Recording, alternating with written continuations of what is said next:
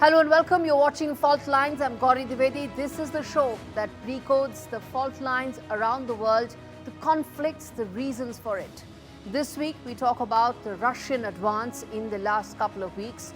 What is the real game plan of Vladimir Putin, who's ensuring military wins for Russia, and the reason why there are no truce talks taking place. Next, we also decode what's happening in Haiti.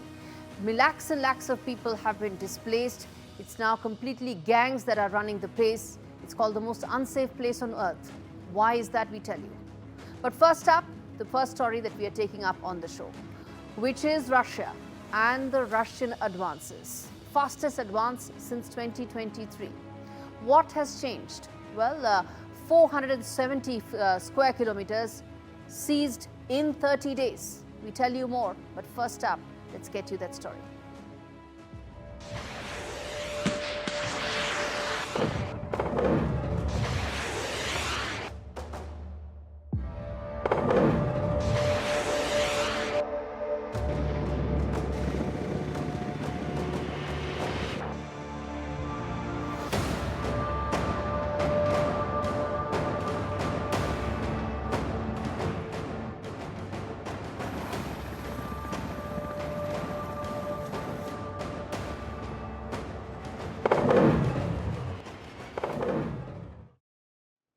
Viewers, this is Russia's fastest advance since 2023. We tell you what really has changed. What are these military wins that Russia is actually ensuring? 470 square kilometers seized in 30 days.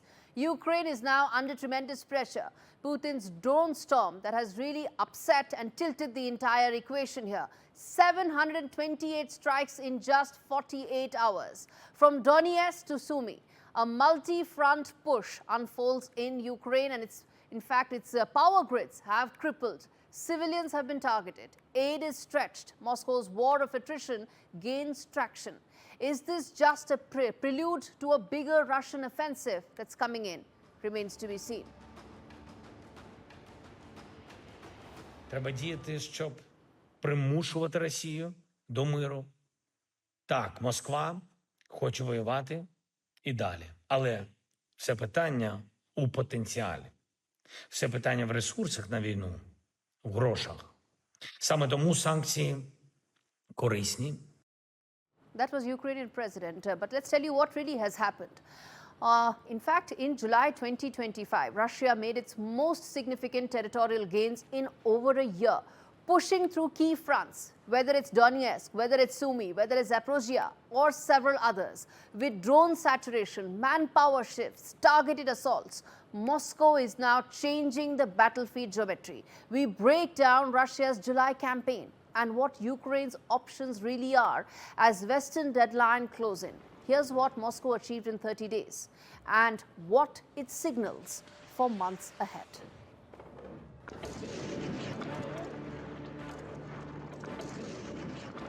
In July 2025, Russian forces made their most significant territorial gains in over 1 year, pushing forward along multiple axes and consolidating control in eastern and northern Ukraine. Advances were recorded across Donetsk and Zaporizhzhia, while in the north, Russian troops moved within striking distance of Sumy, signaling a possible new front aimed at stretching Ukrainian defenses. But this offensive wasn't limited to movement on the ground. A sustained wave of missile and drone attacks, 728 in just 2 days, targeted infrastructure and civilians alike, crippling hospitals and power grids. In total, Russia seized nearly 470 square kilometers, an area roughly the size of Andorra, while increasing pressure on frontline cities and supply routes. The Kremlin has shifted towards a model of steady, sustained attrition. Small unit raids, saturation strikes, and deepening control over occupied territories through enforced Russification and militarized youth programs. With Western aid tapering and diplomatic pressures building, Moscow appears to be positioning itself for a long war. One fought as much through political maneuverings as through artillery shells. Russia's July campaign was methodical, deliberate, and strategically costly for Ukraine. and it may only be a prelude to what's coming next.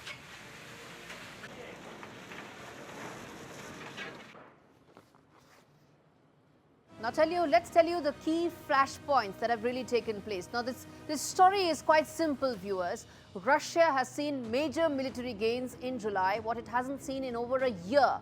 And that is the reason why Trump is getting increasingly frustrated, because he doesn't know which way this war is headed. But Putin seems to know where it is headed. Let's get you those flashpoints right here. First and foremost, the Sumy front line that is there, where Russia is testing the northern defenses near the border. That's the first flashpoint. Secondly is the Pokrovsk push, where key Ukrainian supply hub is under threat. So this is an expansive military assault by Russia on Ukraine, and we're putting out some of those important flashpoints for you. Next up is the Zaporizhzhia strikes, where drones and missiles are targeting the civil order. Next is another escalation, which is deep in strikes that are aimed to paralyze the logistics and the logistical hub of Ukraine. Lastly, the occupation drive. What is this? Well, this is schools, laws, language accelerate, all of it accelerating towards Russification. Why is that important? It's important towards the Donetsk region, the others that are bordering Russia, and ahead of that, it's moving inside as well. And that is extremely important as Russia looks to ensure that the populations also tilt towards Moscow. Let's get you an important voice joining us on the broadcast to talk more on this. Professor Scott Lucas joins us to talk about this. Now, Professor Scott, there are two aspects to why what is happening right now in Russia is so important. One is the fact that Donald Trump and Vladimir Putin talked about having some sort of a breakthrough. But why would Putin agree to a breakthrough? Because he's getting these big military wins and strategic gains that we are telling our viewers right now on the show. With these kind of military gains under his belt, is Vladimir Putin likely to have come to the negotiating table anytime soon?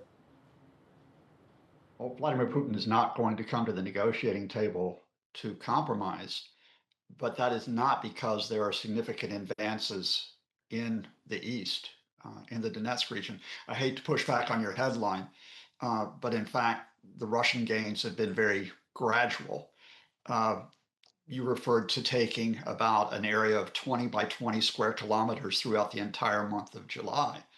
The Russians actually took more territory in the month of May. But in the broader perspective, even in the Donetsk region, the Russians, after more than a year, have still not been able to capture the town of Pokrovsk. In other words, they've taken some villages in Donetsk, but this key town that they've tried to take, they've almost razed it to the ground. They sent in a sabotage unit last week, but they haven't been able to overwhelm it yet. Now, they may take that town, but this is still a very gradual and a very costly advance for Russia. Of course. Meanwhile, you mentioned this. You mentioned the Sumy region in the northeast. Russia has lost territory in Sumy in the past week. Yeah. They tried to expand that zone along the border, but they're being pushed back. Yeah. In fact, part of the reason why we see these airstrikes intensifying, including airstrikes on Kyiv today that have killed 6 people, including a child, injured 52, is because Putin is not making a rapid advance on the ground. So he's trying to break Ukraine's civilians from the air. No, but I understand what you're saying. Yeah. But Professor Lucas, here's what I want to know, which is that there is a certain clear shift in terms of the military strategic view that Russia has about how it wants to now move ahead in the next phase of the Ukraine war. And we are seeing that, right, in terms of a blitzkrieg on the drones aspect and several other areas. How do you see this now going from here, the next phase of this war? Russia's racing against time. Because remember, this is a multi-front war, and there are a couple of things that are worrying the Kremlin. The first is that Ukraine is hitting back. So beyond the front lines, you've got Ukraine with almost daily attacks on Russian military installations, on oil refineries, on their supply chains, on the factories that make the electronic components for the drones. And if Ukraine gets more long-range weapons, which is possible, especially if Donald Trump gets frustrated, that could extend. Secondly, Russia's got economic issues. Now, I'm not talking about an economic collapse. That's been overblown. But Russia has got an increasing inflation rate. And at the same time, they are having a loss of military resources. They're back to a supply of military resources that was before February 2022 Okay. to the front line. So how do they keep funding the war? In other words, Putin is intensifying because he has this window, maybe 6 months, maybe a year, to try to win this. But to come back to your fundamental, he's not going to negotiate seriously. The So that demands by 6 months Russia. window that he has, what is the kind of military wins he's hoping for?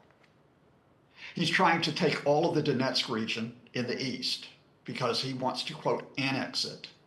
He wants to try to get into some of the area in the south that Ukraine controls, such as the Kherson region, Zaporizhzhia, because he wants to annex it. In other words, he wants to annex. He's always demanded this 4 Ukrainian regions in the east and in the south, plus Crimea, about 20% of the country, but Ukraine still holds part of those regions. Okay. So he doesn't have the leverage to demand this. His problem, because he's trying to break Ukraine's civilian will with these massive attacks, he's frustrating Donald Trump, who wants the Nobel Peace Prize. So at some point, Putin has to decide, will he compromise to keep Trump on board, or does he keep pushing with the attacks from the ground and the air? All right, I'm going to leave it there. Professor Scott Lucas joining me live on the show to talk about, well, what could be Putin's game plan. Very few have been able to really decode that successfully, more so since actually it's been over 3 years since the war has been going on. But viewers, there's been a shift that has taken place, and that's the reason why negotiations between the US and Russia have all but failed. There was this sense when Donald Trump came to power that there is an opportunity and a window to end this. He's been saying that he needs just 24 hours, and he got those breakthrough moments, but those don't exist anymore. And the reason for that is that the multiple fronts on which Russia is advancing, 470 square kilometers, is a clear signal that Kremlin wants more military gains under its belt. It's not backing down, it's pivoting towards attrition warfare, towards grinding dominance with troops, tanks and drones and missiles and psychological pressure. 728 drones and missile strikes in just 2 days, crippling infrastructure, slamming hospitals, plunging cities into darkness, and behind the front line, a very aggressive and a clear campaign that's coming in from Russia. Now, what does Russia face now? It's a stretched defense, shrinking, and a Kremlin that's betting on time, politics, and exhaustion. It's a strategic recalibration by Putin, which in all likelihood is designed to outlast, outmaneuver, and outwait. Russia knows it can hang on, but it's also clear that Ukraine is not in a position to hang on anymore. And as the West and others, and in fact, as the West dithers and deadline approaches, the question isn't just where Russia is advancing. The real question is what's coming next. Because if July was the opening move, the end game could probably be in motion. All right, viewers, on that note, a quick break. We return on the other side, talk more about Haiti and why it is the most dangerous place on earth. Stay with us.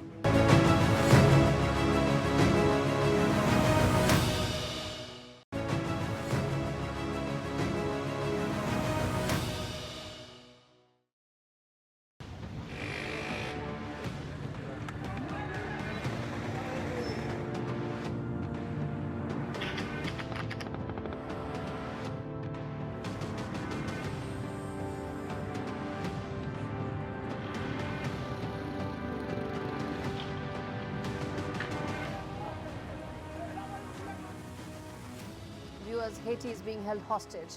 As we speak at this very moment, the capital city of Port-au-Prince isn't run by the government. It's controlled by gangs. They patrol the cities, they run neighborhoods, and they decide who lives, who dies, and who gets to move. More than 90% of the city is now under gang control. The police are overwhelmed.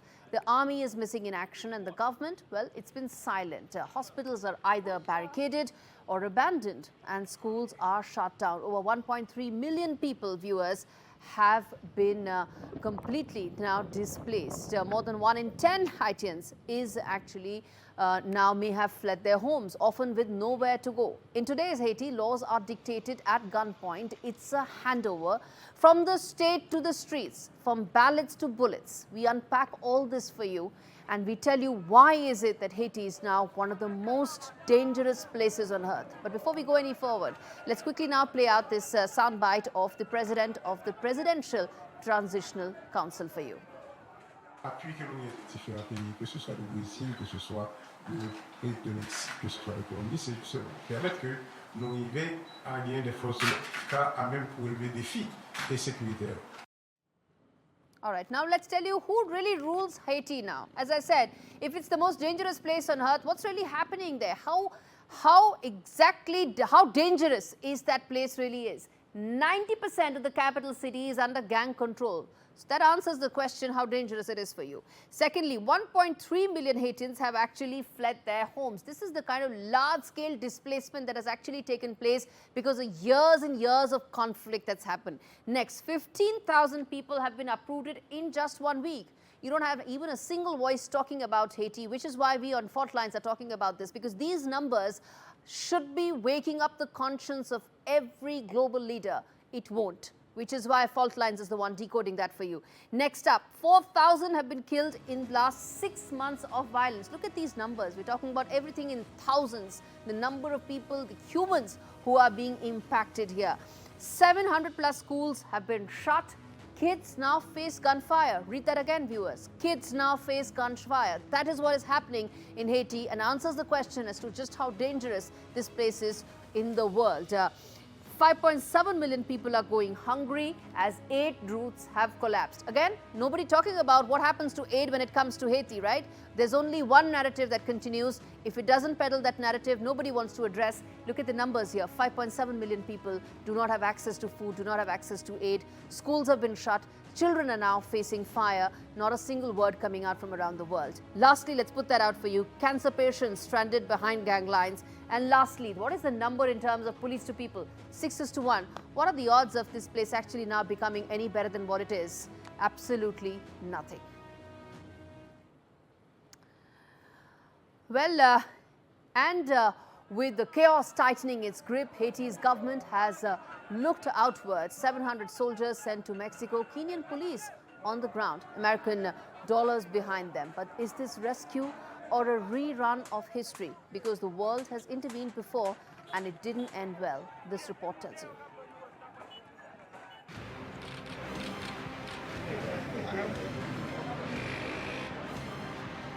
Desperate governments make desperate decisions. Haiti's military is barely functional, its police exhausted and under-equipped. So now 700 Haitian troops are being trained in Mexico. It's a bold move with a desperate aim to restore security at home by rebuilding muscle abroad. Meanwhile, 1,000 Kenyan police officers have landed in Haiti, backed by US funding. It's a UN-approved mission with a familiar goal: stabilize the country, disarm the gangs, and restore the state. But Haiti has danced this tune before. In 1994, the US launched Operation Uphold Democracy, flying in troops to restore a President Aristide, who ironically had once been undermined by the same foreign powers. That mission avoided combat, but not compromise. Haitians cheered the fall of the junta, but watched in disbelief as coup leaders walked free. Today's mission feels like déjà vu in a darker mirror. Gangs are now more organized, more brutal, and more entrenched. They're not hiding in shadows, they're governing, setting up tolls, running courts, and dictating curfews. And yet, while Haitian soldiers train 2,000 miles away, gangs keep expanding into the country's agricultural heartland. The UN says 15,000 were displaced just in 1 week alone.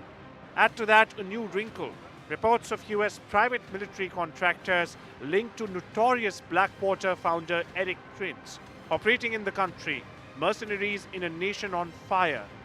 Haiti's survival may depend on outside help, but sovereignty cannot be rented. And history shows when the world swoops in to save Haiti, it often leaves it broken once again. Viewers, foreign booths, gang bullets, empty promises. Haiti has seen this before. But how did it all unravel? What must change to stop this cycle from repeating again? Haiti didn't collapse overnight. It wasn't one bad leader or one violent gang that broke the country. This is what happens when decades of broken promises, foreign interference and political corruption all come down at the same time.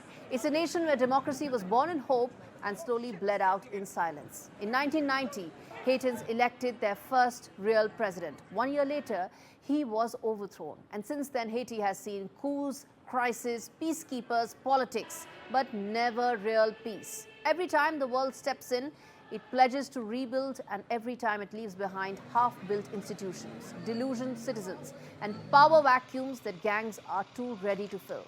Today, those gangs are no longer in the shadows. They run cities, they run roads, they run lives, they attack citizens, they fight each other, and they fill the space where the state has just vanished. Millions of people now live in fear, not because of a foreign army, but because there is no functioning state to protect them. Parents can't send their kids to school. Doctors can't reach patients. Farmers can't move food. And every week, thousands more join the growing list of displaced international people. International help has poured in for decades, over 13 billion since the 2010 earthquake alone. But ask the average Haitian where that money went, and you won't hear about new hospitals or safe roads. You will hear silence. Even now, while US funding backs a multinational security mission and Haitian soldiers train in Mexico, private mercenaries allegedly operate on the ground.